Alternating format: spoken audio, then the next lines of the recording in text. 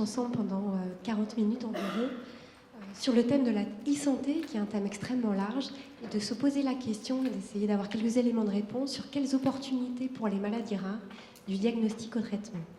Donc nous sommes ravis d'avoir 4 invités, avec 4 regards différents sur ce thématique très large, avec Nicolas Garcelon de l'Institut Imagine, Hervé Servi de la Société Sanoia, le docteur Sophie Georgien-Laval du centre de référence Ceremaya de la filière FAI2R, et enfin Anne-Sophie Chalandon, Anne-Sophie qui représente le laboratoire Sanofi-Genzyme. Alors, sans plus tarder, ce que je vous propose pour introduire cette table ronde, c'est de regarder un petit film du Dr Warehouse, 1 minute 30 pour tout comprendre, avec l'histoire de Bilou.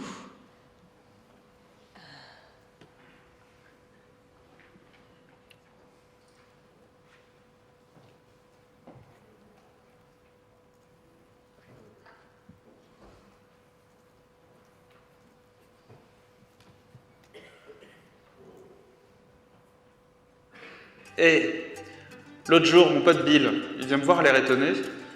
Il me fait, tu sais pas quoi, je reviens de Martin ce matin.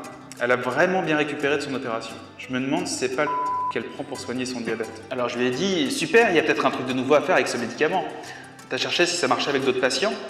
Et il a répondu, bah j'aimerais bien, mais ça va me prendre un temps fou. Il faut que j'envoie un mail au département d'information médicale, j'aurai pas la réponse avant 1 semaine, sans compter qu'il va manquer la moitié des patients, car j'aurai que ceux passés en hospitalisation, et donc il faudra que j'appelle mes confrères pour savoir s'ils ont vu des patients similaires, et ensuite il faut que je me coltine les dossiers un par un pour vérifier mon hypothèse. Et alors moi je veux. Et pourquoi tu as besoin de faire tout ça? Utilise ton entrepôt de données pour retrouver des patients, c'est bien plus simple. Alors il me fait, mais de quoi tu parles? J'ai aucun moyen de rechercher des patients par critère dans mon logiciel. Alors moi j'étais genre, non mais attends, vous n'avez pas Dr Warehouse dans ton hôpital? Vous vivez à quelle époque? Vous connaissez l'IRM ou moins? Vous connaissez l'IRM? Bref. Alors du coup j'ai dû lui expliquer Dr Warehouse au Bilou. Je lui ai dit que c'était comme Google sur les données des patients. Ça permet d'intégrer et d'interroger toutes les données produites à l'hôpital. Du PDF, du Word, de la base de données. En quelques minutes, tu retrouves les patients qui t'intéressent. Et les recherches peuvent être jouées automatiquement et partagées avec les collègues. Tu peux même explorer les données d'un seul patient. C'est trop pratique pour retrouver sa dernière biopsie. Sans parler de la possibilité de trouver des patients similaires en un clic. Alors là, le Bilou, il n'en croyait pas ses oreilles. Il est tombé des nues, pauvre garçon. Alors qu'ils sont à fond en équerre. Voilà. Moi, je l'aime bien, ce Bilou. Mais qu'est-ce qu'il ferait sans moi?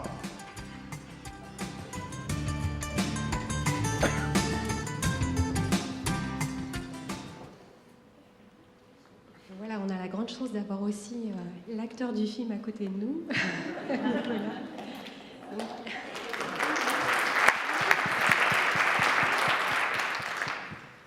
Alors Nicolas, on comprend bien les opportunités de cet entrepôt de données pour les maladies rares. Est-ce que vous pouvez revenir vers nous sur la genèse de ce projet et puis où est-ce que vous en êtes aujourd'hui dans son développement et dans son usage? Alors, l'idée de départ, c'était plusieurs constats. Le premier, c'était le temps passé par les médecins devant un ordinateur. On l'estime à plus de 50% de son temps. Les moins optimistes disent que pour 1 heure passée avec un patient, il passe 2 heures sur l'ordinateur. Donc, énormément de temps est passé par le médecin sur l'ordinateur pour produire de la donnée. Et il faut pouvoir la réutiliser. Ce qui se passe aussi, c'est que les médecins n'arrivent pas à réutiliser les données produites à l'hôpital. Et souvent, ce qu'ils font, c'est qu'ils créent leur propre base de données de manière ad hoc sur leur PC, dans un Excel ou dans un FileMaker, qui va leur permettre de réutiliser leurs propres données saisies, leur fil actif de patients, pour pouvoir tester des hypothèses d'association de signes. Et ça, c'est du temps perdu, parce qu'en fait, ce qu'il faut pouvoir leur proposer, c'est de réutiliser directement les données produites à l'hôpital, qu'ils ont produites au cours du soin. C'est compliqué, parce que les données sont hétérogènes, qu'elles sont dispersées, que c'est compliqué, qu'elles ne sont pas codées, et qu'on ne va pas demander au médecin de cocher des cases, parce qu'il ne va jamais le faire, qu'il va préférer écrire. Et en plus, on perdrait de l'information si on cochait des cases, donc il faut pouvoir utiliser les données écrites, pas manuscrites. Et donc Dr Warehouse est né de là, en s'inspirant directement de ce que faisait Google quand Google a commencé dans les années 2000. C'est de dire, voilà, on va vous proposer un outil qui permet de rechercher de manière très simple et intuitive parmi vos comptes rendus sur les patients qui sont passés dans votre service. Moi, j'ai la question quand même qui m'a vraiment interpellée quand on a échangé il y a quelques semaines, c'est Où est-ce que vous en êtes aujourd'hui? Combien il y a eu de requêtes? C'est assez énorme. Aujourd'hui, alors si on parle de Necker, parce qu'il est dans d'autres hôpitaux maintenant, à Necker, donc on est à 660 000 patients à peu près, avec 5 600 000 comptes rendus qui ont été intégrés. Donc compte rendu de tout, enfin il y a 26 sources de données différentes qui ont été intégrées à Necker. On a intégré, d'ailleurs, ce qui est très intéressant, c'est qu'on a intégré les données anténatales des patients, c'est-à-dire que généralement ils sont accrochés à la mère, et nous ce qu'on a fait, c'est qu'on les a découpés de la mère et on les a raccrochés aux enfants. Donc on a des données de l'anténatal au postnatal. Et on est à peu près à 300 utilisateurs avec 12 000 requêtes qui ont été faites depuis début 2017 et 600 cohortes de créées. Une dernière question avant de voir s'il y a des questions dans la salle. C'est, on se pose la question aujourd'hui, c'est comment va se positionner les entrepôts de données tels que Dr Warehouse avec des registres nationaux, comme le registre national maladies rares de la BNDMR, et puis le futur Health Data Hub. Est-ce que ça va cohabiter? Est-ce que ça va fusionner? Est-ce que ce n'est pas les mêmes usages? Alors, je pense que toutes ces initiatives sont extrêmement complémentaires. Je pense que les hôpitaux doivent pouvoir avoir localement, dans leur hôpital, des entrepôts de données qui permettent de décloisonner la clinique et la recherche pour accélérer tout le processus pour les médecins de réutiliser cette mémoire collective au quotidien pour prendre en charge de nouveaux patients, mais pour les médecins, pour pouvoir aussi recruter des patients pour leur recherche et de réinjecter les nouvelles connaissances dans l'entrepôt pour qu'on ait vraiment le vrai cercle vertueux de recherche translationnelle qui aujourd'hui s'arrête. La boucle n'est pas complètement bouclée en fait, souvent. Et je pense que ces entrepôts de données locaux sont nécessaires. Et ils sont des prérequis finalement à la constitution ensuite de registres qui vont être faits de manière formelle, mais de manière beaucoup plus efficace parce qu'il y aura des outils de traitement automatique du langage, des outils de data mining qui vont permettre d'alimenter à partir de cet entrepôt les données du registre.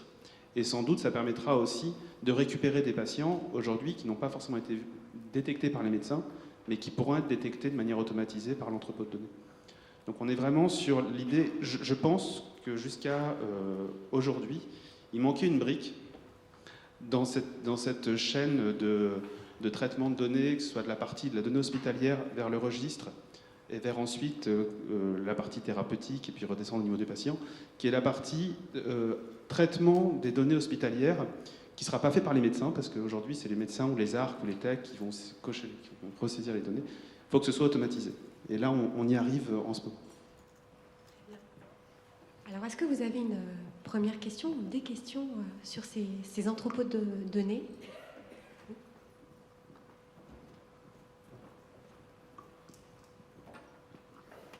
Bonjour, Damien Sans-Laville. Merci pour ces initiatives qui sont effectivement très importantes. Je vais tout de suite sur une question auquel j'ai été confronté, c'est les problèmes réglementaires. Les problèmes réglementaires, c'est est-ce que vous utilisez ça dans la recherche? Quel type de recherche? Le RGPD, comment vous recontactez les patients quand vous utilisez les données? Enfin, très rapidement, dans ce type de projet, on est confronté à des problèmes réglementaires. Comment vous avez surmonté? Alors, c'est tout l'intérêt de travailler sur des entrepôts de données locaux. C'est que du coup, ils sont dans l'hôpital et on a restreint l'accès aujourd'hui au périmètre de soins. C'est-à-dire que les médecins ne peuvent voir de manière détaillée que les patients qui sont passés dans leur service. Donc, dans ce cadre-là, on est sur le principe de non-opposition. On est en train de mettre en place maintenant une demande d'autorisation auprès de la CNIL pour justement pouvoir se contenter d'un CPP ou d'une commission locale d'éthique pour faire des recherches qui dépassent le cadre du périmètre de soins de l'hôpital. Voilà. Mais pour moi, on est vraiment sur des projets très classiques par rapport à la CNIL et par rapport au RGPD. On n'est pas sur un projet national. Et ensuite, par rapport à l'accès aux chercheurs, là, c'est les médecins qui accèdent aux données. Pour l'accès aux chercheurs, on est en train de réfléchir à mettre en place une convention d'accueil dans le service hospitalier qui permettrait d'accueillir un chercheur qui signe une convention d'accueil et qui lui donne accès au périmètre de soins du médecin. Il y a des choses qui sont déjà mises en place finalement dans le cadre de projets de recherche plus classiques. On a le temps pour une autre question, monsieur. Oui, bonjour, Guillaume Vogt. Étant donné que vous avez restreint aux pyramides de soins, ces données-là appartiennent aux patients techniquement. Est-ce que vous avez prévu un portail pour eux, pour y accéder, puisqu'elles sont déjà structurées. Et en plus de ça, vous pourriez avoir un échange, c'est-à-dire ils vont pouvoir apporter, compléter leurs données médicales pour justement utiliser, je veux dire, sur le principe du DTC, Direct to Consumer. Alors juste par rapport aux juristes, les données n'appartiennent pas aux patients, elles appartiennent à personne. Mais l'hôpital est garant de cette donnée. Mais elles appartiennent pas aux Le patients. dossier médical,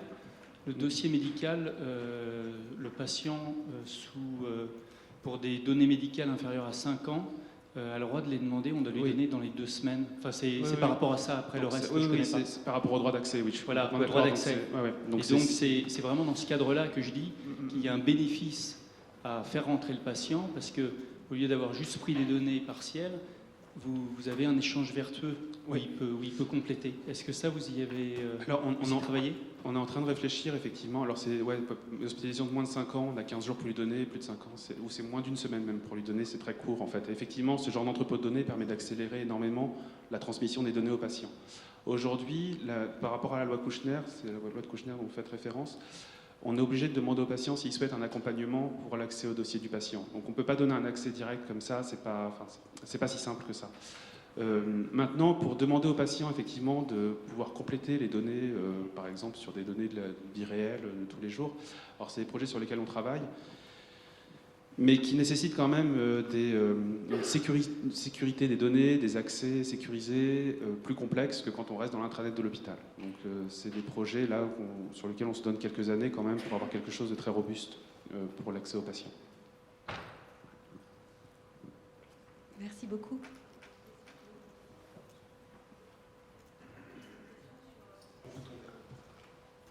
Est-ce que vous avez déjà évalué l'intérêt de Dr Warehouse? Est-ce que vous savez combien de publications ont été réalisées grâce à ce projet? Soit on évalue les projets comme ça. Alors j'ai été obligé de remettre une alerte sur la page d'accueil de Dr Warehouse en rouge pour demander aux gens de citer la publication qui fait date sur Dr Warehouse. Donc aujourd'hui on a 4 publications différentes méthodologiques sur Dr Warehouse, dont une qui reprend un peu tout. Et je demande aux gens qui utilisent Dr Warehouse pour publier de la citer. Parce que je me suis rendu compte qu'il y en avait plein qui l'avaient fait. J'ai croisé des médecins qui me disent « Oh, j'ai déjà fait 3 publications avec Dr Warehouse. » Je dis « Super, t'as mis en remerciement quelque part. » Et non. Donc pour l'instant, je n'ai pas réussi à l'évaluer. Je sais que vous m'avez dit tout à l'heure que vous avez publié quelque chose il n'y a pas longtemps grâce à Dr Warehouse. Une requête il y a 3 ans, oui. Voilà, donc on avait fait une enquête de satisfaction qui montait une satisfaction de 96% des utilisateurs, ce qui était élevé pour un outil informatique hospitalier. C'est tout ce que j'ai aujourd'hui comme score. Une dernière question avant d'avancer. Sylvie Audan.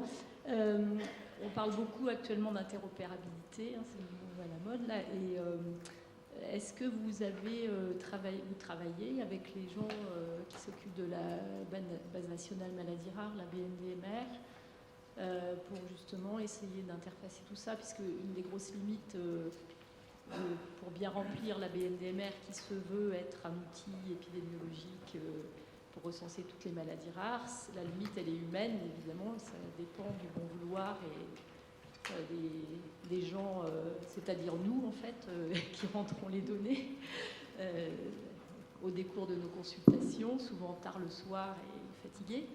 Donc là, c'est vrai qu'on est complètement séduit par cet outil qui pourrait permettre peut-être de faire des choses automatiquement, mais dans les faits, moi je travaille un petit peu avec Marc Fuggia à Rennes, là, que vous connaissez bien, et qui a aussi mis en place ce système de collecte de données, mais en fait, en pratique, pour l'instant, ça ne marche pas encore, quoi. Alors, il y a plusieurs verrous.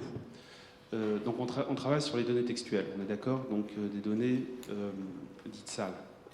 Donc, ça veut dire que quand on va trouver quelque chose dans le compte-rendu, déjà, on n'est pas sûr que le patient soit vraiment atteint. Donc, il y a tout un travail de traitement automatique du langage à mettre en place pour rendre le texte libre interopérable, justement. Donc, nous, on a développé des méthodes de détection de la négation, détection des antécédents familiaux, déjà pour pouvoir voir ce qui est le patient a ou n'a pas. Ensuite, l'autre problème, c'est les thésaurus. Thésaurus français, en fait, il y en a assez peu qui sont alignés avec les thésaurus internationaux. Aujourd'hui, on utilise l'UMLS, qui est développé par la National Library of Medicine et qui aligne des thésaurus entre eux. Le thésaurus, à mon sens, qu'il faudrait qu'on utilise, c'est HPO. Le problème, c'est qu'il n'existe pas en français. Alors, je sais qu'il y a une initiative, je crois que Orphanet a été mandaté pour le traduire. Je ne sais pas où ils en sont. Mais aujourd'hui, on intègre dans Dr Warehouse, on fait de l'extraction phénotypique automatique. Et on essaie de mettre en place des méthodes de machine learning pour améliorer cette capacité-là, ce qui permettrait d'alimenter automatiquement la BNDMR éventuellement, qui est l'objectif ultime. Mais l'interopérabilité, finalement, c'est pas trop le problème, parce qu'on va avoir des thésaurus qui vont permettre de le faire. Le vrai verrou aujourd'hui, c'est la partie traitement automatique du langage, qui va permettre d'extraire l'information depuis les comptes rendus. Donc on y travaille. La chance qu'on a dans mon équipe, c'est qu'on est in situ dans Necker, donc on a accès aux comptes rendus pour pouvoir développer les méthodes, ce qui n'est pas le cas de la plupart des équipes du traitement automatique du langage. Oui, juste une question. Quelle est la perspective d'interfacer ça, par exemple, avec le dossier médical électronique? Parce que le patient, il n'est pas toujours à l'hôpital. Il rentre chez lui, il est suivi par un spécialiste de ville ou par un généraliste. Et il y a quand même beaucoup de choses sur le suivi du traitement, sur les événements intercurrents. Comment est-ce qu'on peut penser qu'on pourrait interfacer? Alors, il y a plusieurs réponses possibles. La première, c'est qu'on peut... on avait soumis un projet d'ailleurs au Health Data Hub pour récupérer les données de l'assurance maladie pour enrichir Dr Warehouse de Necker, pour pouvoir avoir toutes les données de ville. L'autre possibilité aussi, c'est Dr Warehouse est open source, donc on pourrait éventuellement le plugger sur le DMP pour pouvoir faire de la fouille de données sur le dossier médical partagé. Voilà, après c'est ouvert. Je vous propose d'avancer puisqu'il y a beaucoup de succès sur le premier thème. Alors on va voir pour le deuxième thème. On va faire une question courte mais très challenging sur l'intelligence artificielle. Je me tourne vers vous, Hervé. L'intelligence artificielle appliquée à la santé, on en parle beaucoup. Oui, tout à fait. Et si on avait juste une question de néophyte, est-ce que vous pourriez nous aider à décoder quelles sont ces technologies, en particulier les technologies algorithmiques? Parce que si aujourd'hui on n'est pas tous amenés à être des experts et des développeurs, en tout cas il faudra qu'on comprenne mieux. Et les médecins et les chercheurs des maladies rares seront de plus en plus amenés à être sur des projets collaboratifs d'intelligence artificielle. Alors, challenge 5 minutes pour nous donner quelques éléments. On va essayer de faire plus court. Donc je m'appelle Hervé. Pour vous donner un petit peu le contexte, je m'occupe d'une société de recherche clinique qui a la particularité d'énormément travailler en données vraie vie. Donc assez souvent sur beaucoup de données, et notamment pour leur donner, parfois pour amener un nouveau sens à ces données ou ouvrir de nouvelles perspectives. L'intelligence artificielle, en fait, c'est assez ancien. Les premiers travaux datent de 1956. Ça a connu beaucoup d'hivers.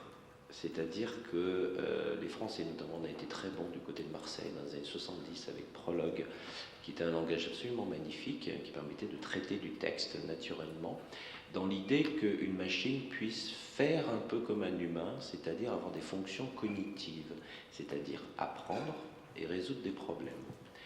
Il y a eu plein d'années d'espoir, et puis c'est redescendu, puis on a eu de nouveaux espoirs, puis c'est redescendu. Donc l'intelligence artificielle, en fait, c'est une vieille mode, j'ai envie de dire, dans l'informatique, qu'on n'a jamais vraiment atteint.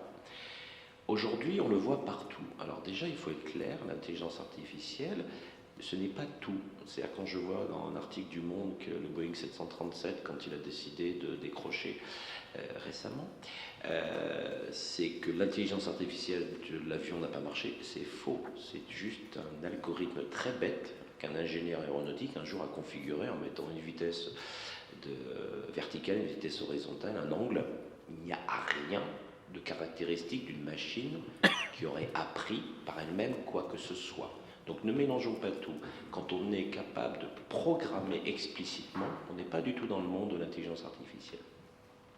Le monde de l'intelligence artificielle, aujourd'hui, si on utilise à bon escient, c'est 95% quelque chose qui s'appelle le machine learning. Ce sont des algorithmes. Certains sont assez récents, d'autres un petit peu plus anciens. Ceux qui ont fait des stats il y a longtemps se souviennent des régressions bayésiennes. C'est de cet ordre-là. C'est-à-dire que ce sont des algorithmes qui, par défaut, peuvent faire plein de choses, mais ils ont comme une caractéristique, c'est d'apprendre. C'est-à-dire qu'ils se règlent, si vous voulez, un petit peu tout seuls.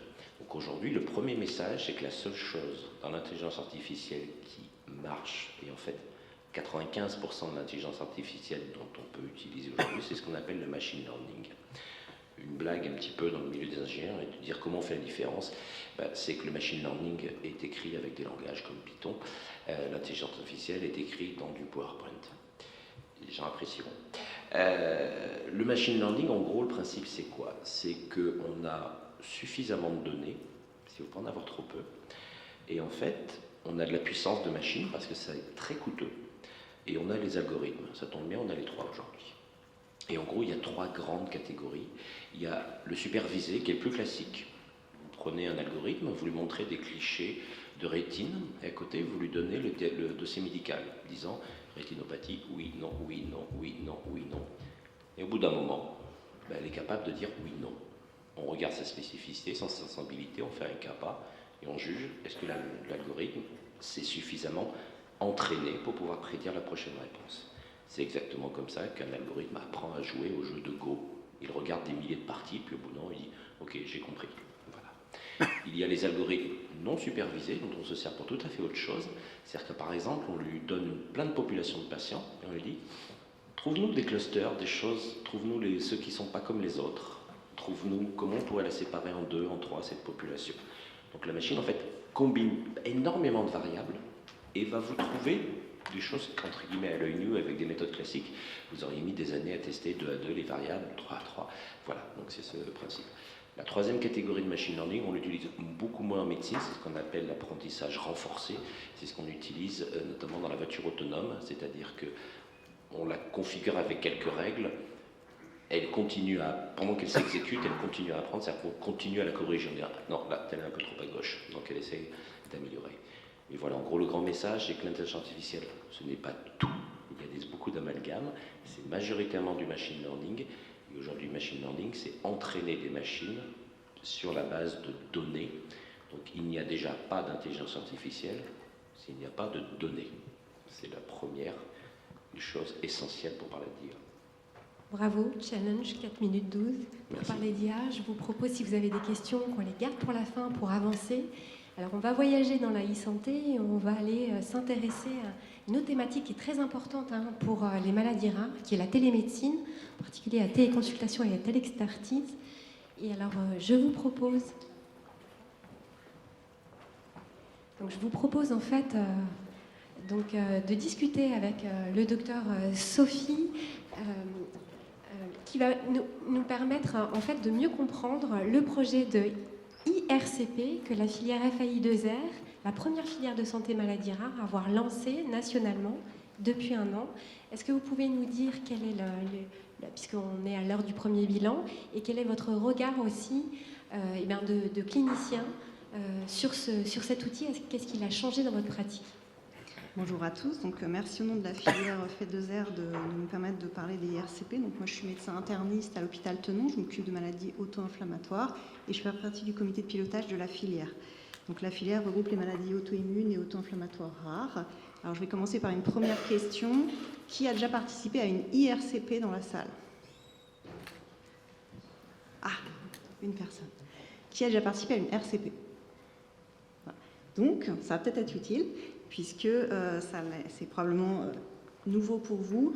Donc la filière a souhaité développer les IRCP. On s'est attaqué à ça en 2016 pour pouvoir les démarrer en octobre 2017. L'idée, c'était de discuter de façon collégiale des dossiers avec au moins 3 spécialités différentes. Donc, je vous donne des exemples: un pédiatre, un interniste, un néphrologue, un anapathe, un rhumatologue, un pédiatre. Dans certaines RCP, on peut intégrer un chercheur, notamment dans les cas où il y a pas mal de génétique ou de fonctionnel à faire pour avancer sur la compréhension de la maladie. La chose importante, c'est qu'on a utilisé un outil de RCP qui était déjà utilisé par des oncologues, puisque c'est les confrères qui utilisent le plus les RCP, depuis plus de 10 ans dans la région Rhône-Alpes. Donc l'outil a été développé par le GCR SARA. Vous avez l'acronyme, non il n'est pas sur la diapo, bon, c'est pas grave, c'est un groupement de coopération sanitaire de la région Rhône-Alpes qui est une structure reconnue par la DGOS, qui a été financée à la base par l'ARS et les Hospices civils de Lyon, qui a permis de mettre en place des outils d'information en santé.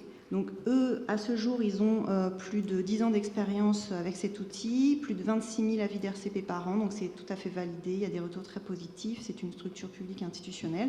Donc on a utilisé leur outil et il a fallu, je pourrais détailler après, à peu près 6 mois pour mettre en place les RCP.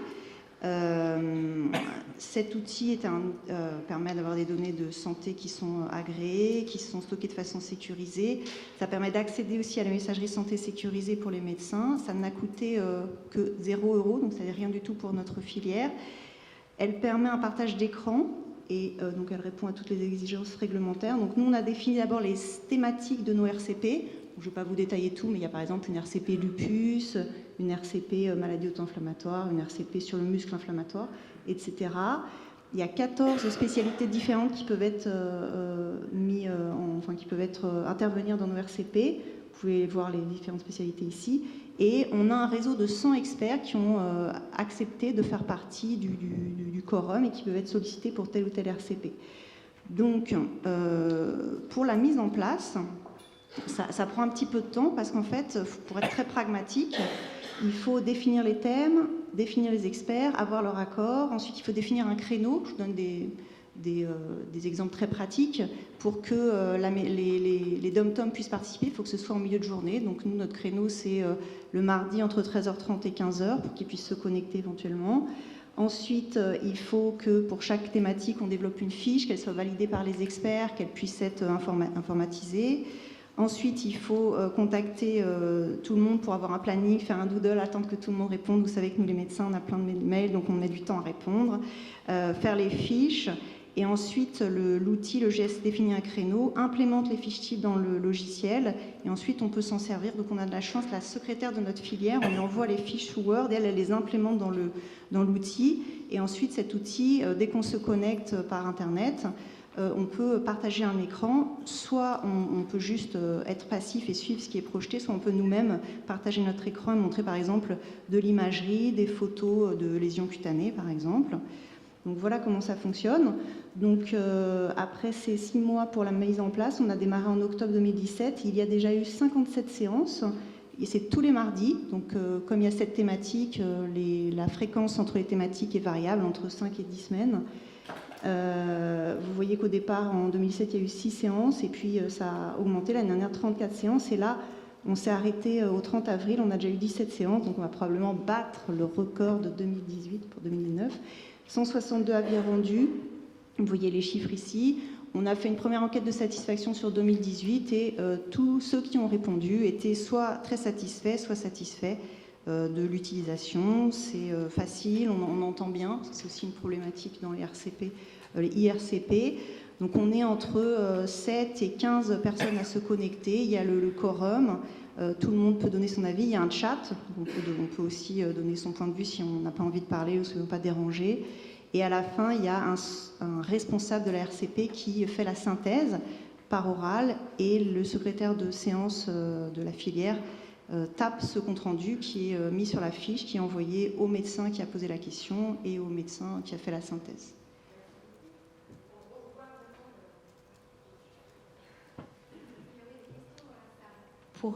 Oui.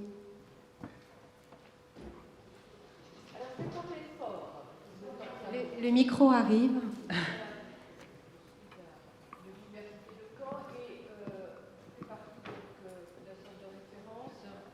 D'une filière et depuis de nombreuses années, on travaille au PDRCP national qui ne porte pas le nom de IRCP, mais qui utilise d'autres systèmes, que ce soit par Webex, et je sais que d'autres filières, telles que la filière Oscar, en développent d'autres. Est-ce qu'il y a une différence? Et on a accès, donc on se connecte, on a accès aux images qui sont envoyées par rapport à... Enfin, il y a un centre qui centralise toutes les données, on envoie les dossiers, on peut même les envoyer, je dirais, quasiment en simultané, on envoie nos PowerPoint, et là il y a une discussion, on peut discuter avec l'ensemble des gens qui sont connectés. Quelle est la différence dans avec ce que vous présentez? Je pense que c'est en termes de dénomination d'une part. D'autre part, alors je ne sais pas quel système vous utilisez, mais le système qui est utilisé là, vous avez les données de santé sécurisées, tout entre guillemets, est stocké aussi. Les fiches de synthèse peuvent être adressées sur la messagerie santé sécurisée, ce qui est différent des mails des hôpitaux, comme les mails de CHU qui ne sont pas sécurisés. Tout est centralisé, la secrétaire, on va dire, remplit le document. Ça existe avec les autres RCP, mais effectivement, le fait que ça passe par les réseaux de santé sécurisés est important pour effectivement avoir les comptes rendus qui sont diffusés à l'ensemble des participants. Le grand souci que l'on a, c'est toujours le problème de la DSI qui bloque systématiquement les connexions dans avec certains outils qui sont développés et qui font que c'est un véritable casse-tête pour certains centres pour se connecter. Parce que là, j'ai bien entendu l'accès aux données au sein d'un établissement, mais entre le médecin et les données, il y a un intermédiaire qui s'appelle la direction des services informatiques et qui ne sont pas toujours aussi compliants, qui ont d'autres préoccupations, en particulier de sécurité. Et ça, c'est un grand souci. Je pense que s'il y a un travail qui doit être fait, c'est l'uniformisation de tous ces systèmes pour que chaque filière ne prenne pas son propre système, qui fait que quand certains services appartiennent à différentes filières, il doit avoir différents systèmes de connexion, et ça, c'est pas possible par rapport au DSI. Et je comprends tout à fait, parce que, par exemple, dans notre centre de référence, on est obligé de rajouter des RCP internes au centre, parce qu'on ne peut pas attendre celle de la filière, et on passe par GoToMeeting, pour citer un exemple. C'est beaucoup moins performant, on ne s'entend pas, il y en a qui n'arrivent pas à se connecter, alors qu'avec ce système, il suffit de le tester une fois à l'avance, c'est par Adobe. Il suffit d'installer Adobe Reader et donc ça marche. En fait, si on anticipe la veille et qu'on le télécharge, ça marche à tous les coups. On entend très bien. Le deuxième point qui me semble important, en tout cas dans notre filière, c'est qu'on a une fiche vraiment par pathologie. C'est différent du PowerPoint, je trouve, parce que vraiment tous les éléments cruciaux pour l'expert pour décider, par exemple, je m'occupe de la génétique, donc l'âge de début, le nombre de cas dans la famille, la transmission sont systématiquement requises, alors que si c'est un PowerPoint de quelqu'un qui n'est pas forcément expert, ça va nous manquer, on va perdre du temps pour qu'il aille rechercher dans le dossier les infos. Donc il y a des fiches qui sont vraiment préétablies et avec des données qui sont obligatoires pour pouvoir présenter son dossier à la RCP pour gagner du temps et passer le plus de dossiers possible. Merci beaucoup. On va conclure et ouvrir cette table ronde avec Anne-Sophie Chalandon et qui va nous dire quelques mots sur la démarche participative d'UNIR. Donc UNIR, une démarche qui a été impulsée par votre laboratoire, mais il y a beaucoup d'autres partenaires, académiques et associations de patients, où vraiment c'est une réflexion sur justement les opportunités de la santé numérique et de ces nouveaux outils pour un défi qui est majeur dans les maladies rares, qui est celui de l'errance diagnostique. Alors ce projet a été lancé il y a un petit peu plus d'1 an. Est-ce que vous pouvez nous en dire quelques mots, s'il vous plaît ? Merci de me donner l'opportunité de présenter cette démarche, qui est une démarche effectivement collaborative et collective, qui a réuni les malades, les associations de malades, les filières de santé, les médecins experts, des médecins non experts, des paramédicaux. Et finalement, on était 25 partenaires différents assis autour de la table pour réfléchir à cette problématique de l'errance diagnostique. Et on s'est posé la question de en quoi le monde du digital pouvait apporter et lutter contre l'errance diagnostique. Et donc, en décembre dernier, un livre blanc de cette démarche est paru. Donc, vous pouvez le retrouver, ce livre blanc, disponible sur Internet, avec tous les travaux qui sont détaillés. Ce livre blanc a d'abord dessiné le parcours diagnostique des patients, ce qui était déjà l'étape numéro 1 pour pouvoir définir quels étaient les freins et quels étaient les leviers qu'on allait pouvoir dessiner sur ce parcours diagnostique. Et donc ce parcours diagnostique a été la base de nos discussions secondaires. On a identifié 13 freins et 13 solutions digitales que chacun peut lire, elles sont détaillées dans le livre blanc, chacun peut s'en saisir et nous avons décidé collectivement de nous saisir de 3 solutions au jour d'aujourd'hui pour commencer. La première solution, c'est d'abord une solution qui se veut descriptive, c'est-à-dire qu'en fait on voudrait avoir des datas beaucoup plus solides pour définir encore mieux le parcours diagnostique des patients, arriver à identifier quels sont les freins par pathologie ou par groupe de pathologie pour essayer d'avoir des leviers très pratiques derrière pour les malades et les praticiens. Le deuxième projet est un projet de drapeau rouge qui vise à être implémenté directement dans les logiciels des médecins du réseau primaire de soins pour que sur la saisie des symptômes des malades, un pop-up puisse s'afficher sur leur écran et qui simplement dise cette maladie est remarquable, un réseau de centres experts existe, voici la liste des réseaux et adressez votre malade. Et enfin, le troisième projet, c'est un projet qui est d'une ampleur plus importante et qui va mettre plus de temps à être développé. C'est aussi un peu comme Dr Warehouse, une idée de barre Google qui permettrait aux médecins non experts de saisir les symptômes de ces patients et de se dire oui, peut-être que là c'est une maladie rare et là aussi un réseau de centres experts existe, je vais adresser mon patient.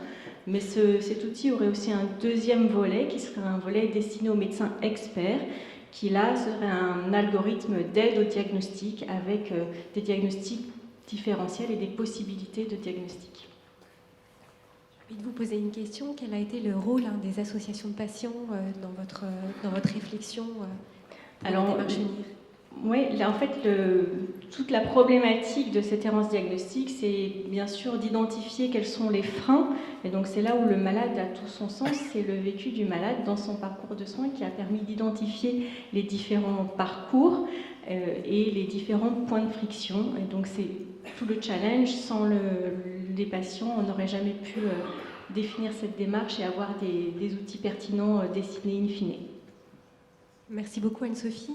Alors, est-ce que vous avez quelques questions, puisqu'on a encore mis 5 minutes pour des questions dans la salle? Oui, une question à Anne-Sophie. En ce qui concerne l'aide au diagnostic, quelle est votre stratégie pour gérer la diversité des 7000 maladies rares? Est-ce qu'il y a une stratégie visant à une arborescence permettant de s'orienter, ou est-ce qu'il va falloir pour chacune des 7000 ou 8000 maladies rares établir finalement le diagnostic type? Alors, les deux possibilités sont étudiées et sont travaillées en parallèle. Dans un cas, on fait effectivement des groupes de pathologies, et notamment pour les réseaux non experts. L'idée, c'est par exemple, sur un certain panel de symptômes, adressé plutôt vers les centres de référence neuromusculaires. Donc là, effectivement, on coupe l'arborescence à un certain niveau. Et pour pouvoir couper l'arborescence, il faut déjà avoir dessiné l'arborescence in fine, donc c'est-à-dire jusqu'au plus spécialisé. Et donc ça va aussi dessiner l'outil pour les médecins experts. Est-ce qu'il y a une autre question ou 2 autres questions? Une question peut-être parce qu'on était peut-être un peu frustrés. Monsieur Servi a juste expliqué effectivement dans les grandes choses, mais par exemple, est-ce que vous, dans ce que vous faites, il y a des choses qui ont potentiellement trait aux maladies rares ou qui pourraient être utilisables, ou pour donner peut-être des exemples un peu plus proches des intérêts de la salle? Tout à fait, c'est une excellente question. Je pense que je commencerai presque par un conseil, c'est-à-dire que ce domaine-là est un domaine qui s'essaye. C'est-à-dire que je raconte une expérience, il y a 3 ans, notre premier projet d'analyse par du machine learning, on l'a fait avec la PHP, la BT-Salpêtrière, parce qu'en fait, on avait un jeu de données qui ne concluait pas de grand-chose. En gros, on regardait si des patients avaient la manière dont ils avaient de se déplacer pouvait être associée à l'état inflammatoire de leur maladie auto-immune. Les premières analyses n'ont rien donné, et on fait presque comme une blague, on a dit bon, on pourrait peut-être regarder avec des algorithmes un petit peu nouveaux. Alors la blague a été de trouver les compétences, parce que tous ces projets sont très collaboratifs entre des cliniciens, des mathématiciens, des ingénieurs, des patients aussi, ce qui nous aide parfois à garder un petit peu le cap. Et là, effectivement, on a publié des résultats tout à fait surprenants, et même surprenamment très pertinent. Ce que je veux dire par là, c'est qu'aujourd'hui, il faut injecter effectivement ce type d'analyse sur des jeux de données que vous pourriez déjà avoir. J'ai envie de dire, ça ne coûte pas grand-chose. Et c'est quelque chose, il faut avoir cette démarche exploratoire. C'est-à-dire qu'il n'y a aucune manière de le valider, si ce n'est en essayant, en se confrontant à est-ce que le jeu de données finalement est suffisant, est-ce que des outils comme Dr. Horace, par exemple, nous permettent de sortir de la donnée suffisamment utile. Voilà. Mais il faut savoir qu'aujourd'hui, par exemple, l'EMA, l'European Medicine Agency, s'est positionné sur une des recommandations officielles de l'usage de ce type d'algorithme pour faire avancer les connaissances sur les médicaments. Je travaille pour l'ELAR, qui est l'Organisation européenne de rhumatologie, qui va dans quelques semaines se positionner sur les premières recommandations d'une société savante, justement sur comment faire ces projets bien, parce que l'ensemble du monde effectivement médical sent bien que énormément de projets sont en train de se faire, mais on parle de technologies sur lesquelles on a l'habitude de les utiliser depuis, je veux dire, moins de 3 ans. Donc les projets sont en train de se faire. Mais ce ne sont pas des projets couteaux, c'est pas monter une étude clinique, c'est pas recruter, c'est pas ouvrir les centres. C'est en gros, tiens, est-ce qu'on réanalyserait les données avec un prisme, avec des algorithmes différents, avec moins de parti pris peut-être en termes d'hypothèses. Et donc c'est vraiment nous notre point, c'est de dire jusqu'à ce qu'on nous ait prouvé que ça ne marche pas, il faudrait peut-être revoir effectivement si l'analyse produit quelque chose de pertinent. Et là, seul le clinicien peut conclure à la fin de dire tiens, effectivement, ce sont des liens un petit peu nouveaux. Et une dernière chose, c'est que souvent on dit maladie rare, pas beaucoup de données. Je pense qu'il faut raisonner un petit peu différemment. Tous ces algorithmes dont je parle ont comme caractéristique d'intégrer beaucoup de données en termes d'horizontalité. C'est-à-dire que ce sont des systèmes qui vivent très bien avec énormément de variables. Et ça, c'est quelque chose de particulier. On a travaillé sur des travaux pour montrer le lien entre la manière de téléphoner et l'état de dépression. Nous, on a montré des travaux entre la manière de marcher et l'état de poussée inflammatoire d'une maladie auto-immune type PR ou spondy. Donc, en fait, il y a peut-être moins de patients, mais peut-être qu'il y a des données plus en largeur, de l'imagerie, des comptes rendus, voire des qualités de vie, voire, j'en parlais avec mon invité, enfin mon collègue à ma droite, énormément d'autres données. Ça se prête pertinemment à cela. On peut compenser peut-être l'effectif par plus de largeur. Une dernière question avant de conclure sur cette table ronde. Madame.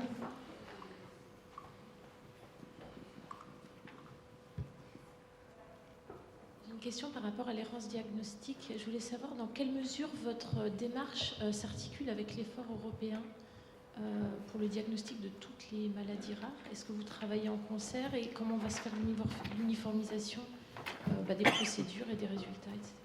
Alors, nous, on s'intéresse vraiment à l'errance diagnostique et pas à l'impasse diagnostique. Et là, il y a une différence de définition. Alors, je ne sais pas à laquelle vous faites référence. L'impasse diagnostique, il me semble que c'est plus le sujet en ce moment des recherches européennes, c'est-à-dire mélanger la génomique avec l'intelligence artificielle pour essayer d'accélérer la recherche de l'étiologie de la pathologie. Nous, on s'intéresse vraiment à optimiser au niveau du parcours primaire de soins du patient, c'est-à-dire d'éviter le recours à des consultations itératives auprès de multi-spécialistes de ville avant un passage vers un réseau de centres experts.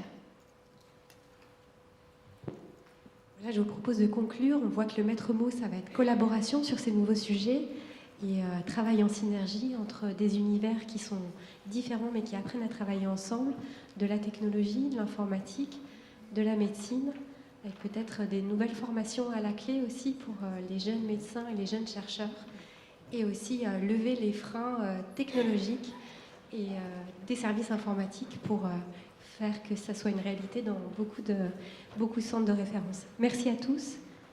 Merci à vous.